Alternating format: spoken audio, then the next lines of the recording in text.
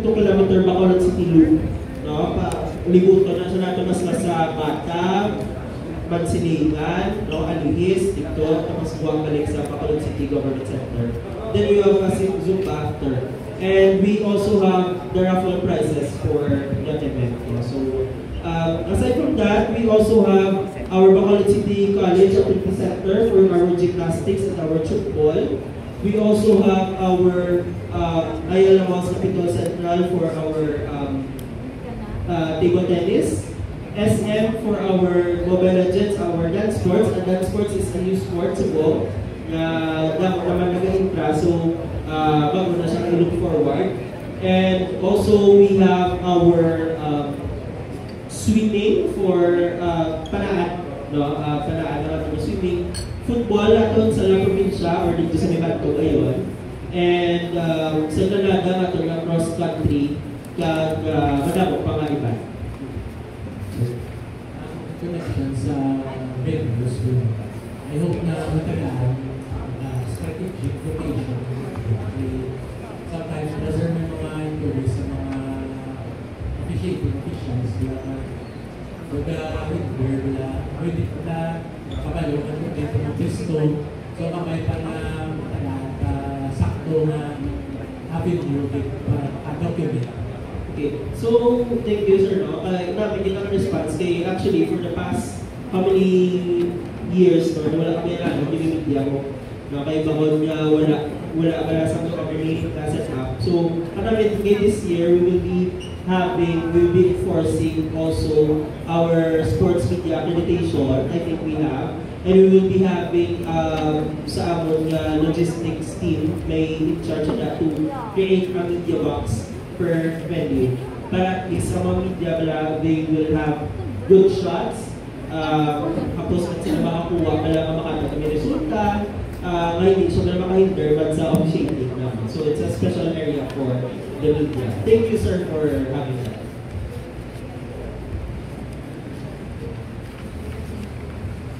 Okay, do we have other questions, guys? With your friends, do we have? Yes. Okay.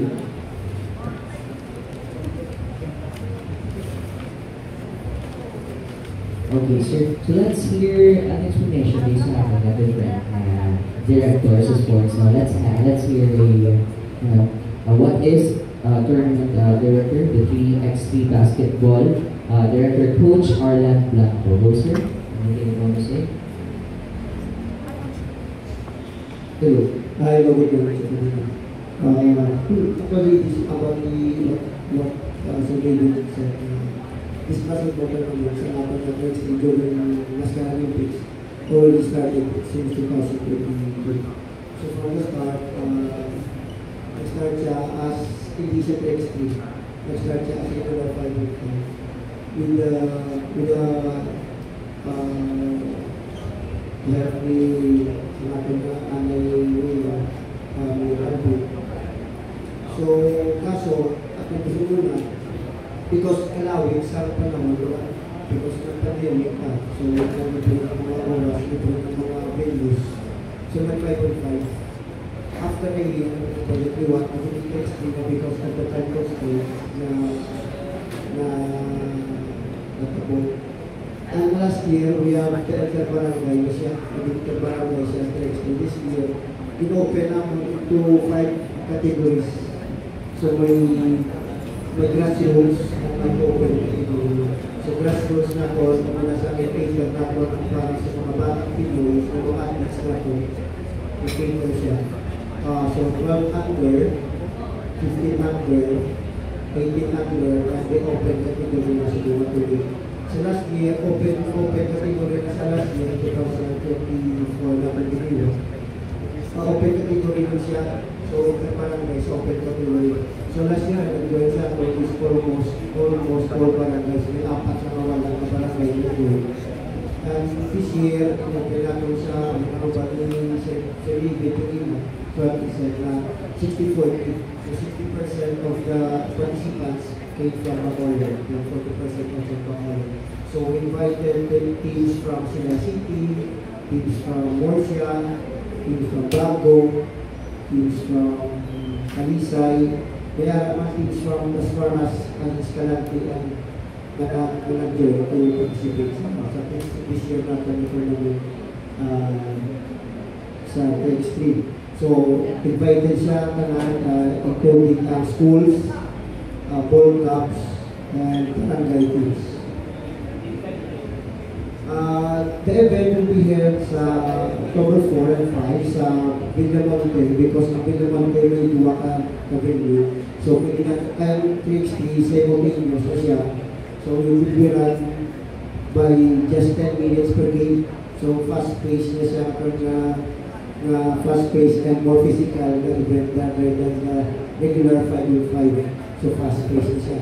So, it will be made for 10 minutes. Whoever first na makalapot 21 points before ang 10 minutes of extra. So, kung siya magkaroon so fast-paced na kami. So, in-expect natin na medyo classical na mga. Okay, we have any questions? Questions for Coach Arnan Blanco? None? Okay, let's proceed to the tournament director, Ron Bike Zumba and Duathlon, Mr. Armando Dinaheba. Let's go. This is not a race. Natin bike. And then natin run. Iman panaran na isa. So, kaya natin hindi lang nawit lang yung hindi ba niya sa registration. Pati sa atin yung bike. Kaya lang pantay. Sa pinatulog guys na siya. BTC na starting BTC. And then, pati yung bata, plaza, alihis, and then sa CTC. So, ako na pandan, grammar start, CTC, and then yung na sa Magulang Hospital. And then, balik siya sa Philippine Force.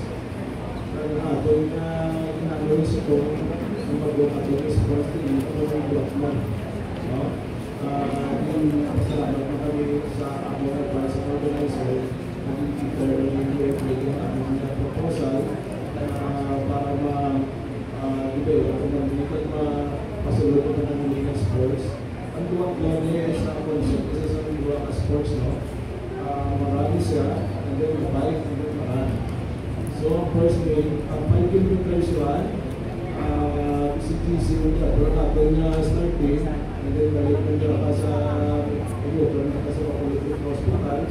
And then ang balik na ko, CTC yung Marochi, yung Siniga, balik sa Alihis, balik sa Pagkakuri, yung CTC. And then ang last na run, start nyo ka po sa CTC, and then ikaw walang because of the school. So, malasang sa natin na kuwag yun. Thank you so much, Mr. Dinaheba. Lastly, we have the BMX and Skateboard Competition. Tournament Director, Architect Paulo Nicolano. Go ahead, sir. Good morning, everyone. So, first, thank you sa foundation for having me here for this year. So, actually, the BMX and Skateboard Competition started back in 2022. With the help of David. And luckily, this time, nagbuka ng aking evento, which compared to the new Macolot skate park. So last time, ang BMX skate park is having sa mga makeshift ng mga ramps. So but now, ginurada ni with the help of Mayor Albi, who's like before, and Councilor Gilson, i-guide namin yung kasi ito yung capacity so just covered court siya, and then hindi ko siya tama sa expect ko. So we're very happy and very lucky also to be having launching our event this year sa Laguna. So everyone is excited, and then we are expecting guests from all over the Philippines. So coming from Manila, Cebu, and Mindanao, so we can see it. And also around the cross, we may expect na mga athletes. Plus ang ako nilo, sa mga open court. So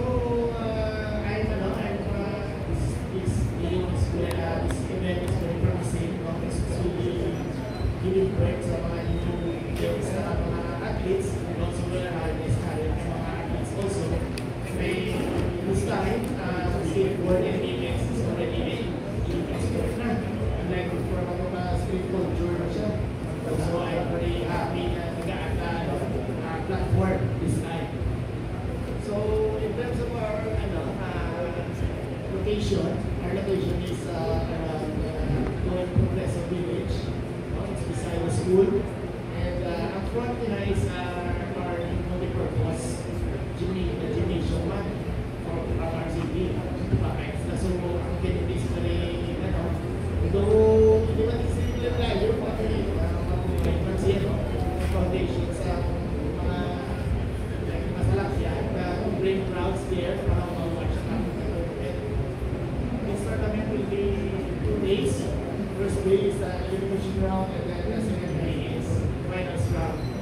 So, grabe din siya. Explain the sports. Nakakita na everything's excited niya makakita sa inyo kung anong makali sa athletes at the same time sa mga national athletes na. Kasi guwapo. Kasi yun for sure guwapo. So, that's it. Any questions for the girls? Okay, that's so far. Okay, question for Sir.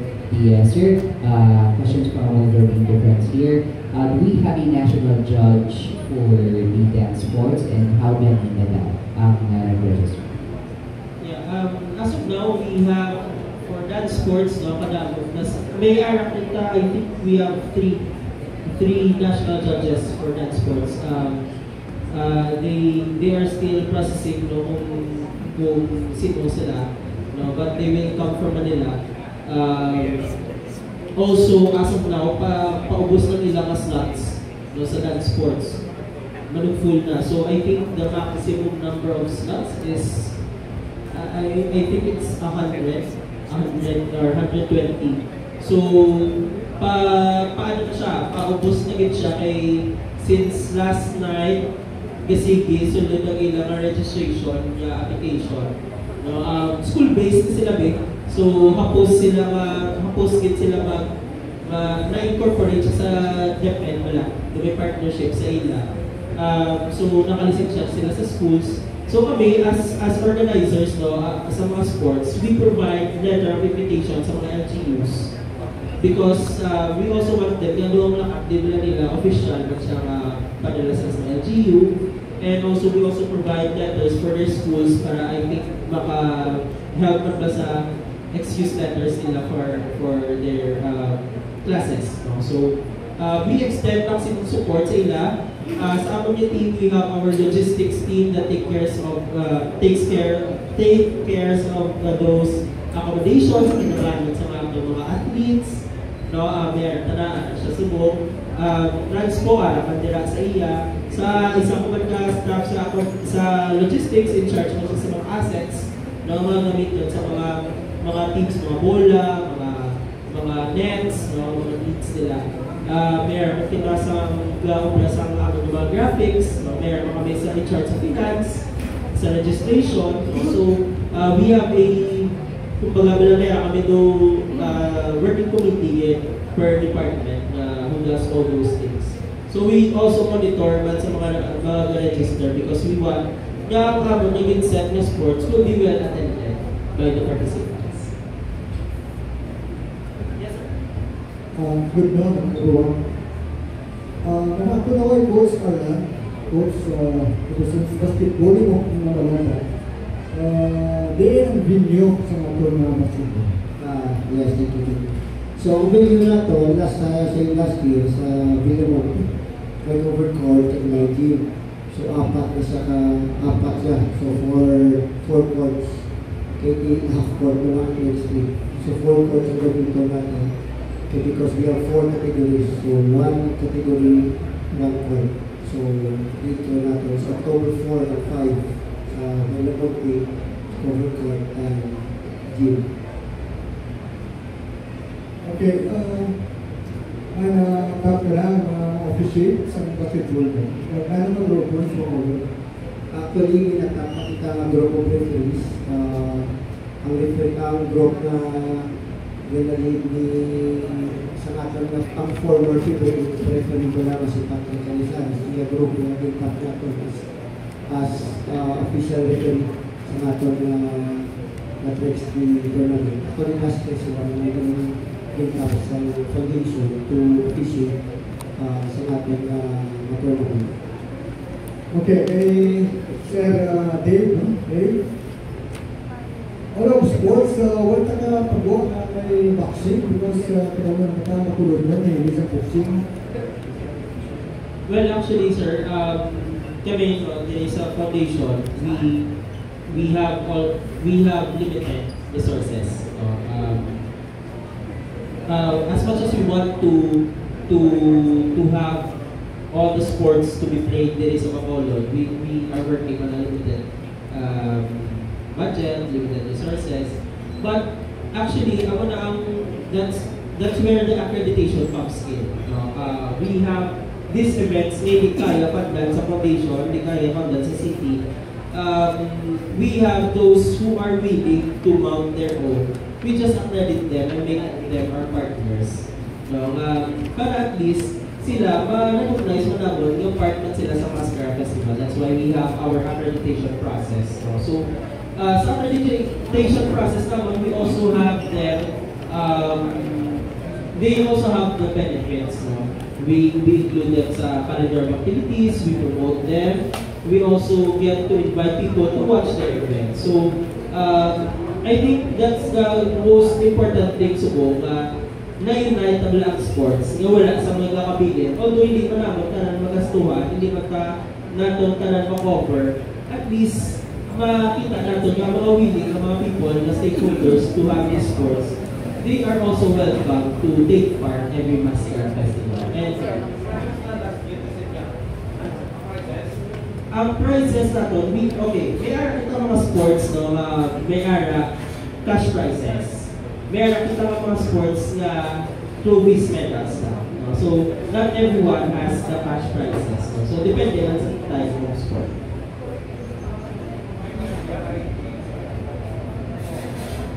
I think we have the media ID for sports, for the Mascara Olympics.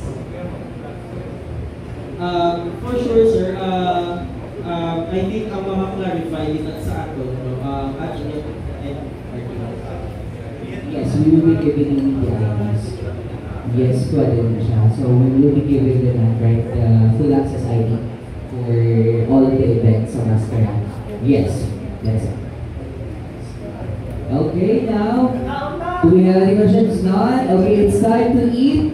But if you have other questions, you can still ask while eating. No, we have Ma'am Julianne Masculino, the marketing for special events. If you have questions, you can ask right now. So for now, you can start eating now.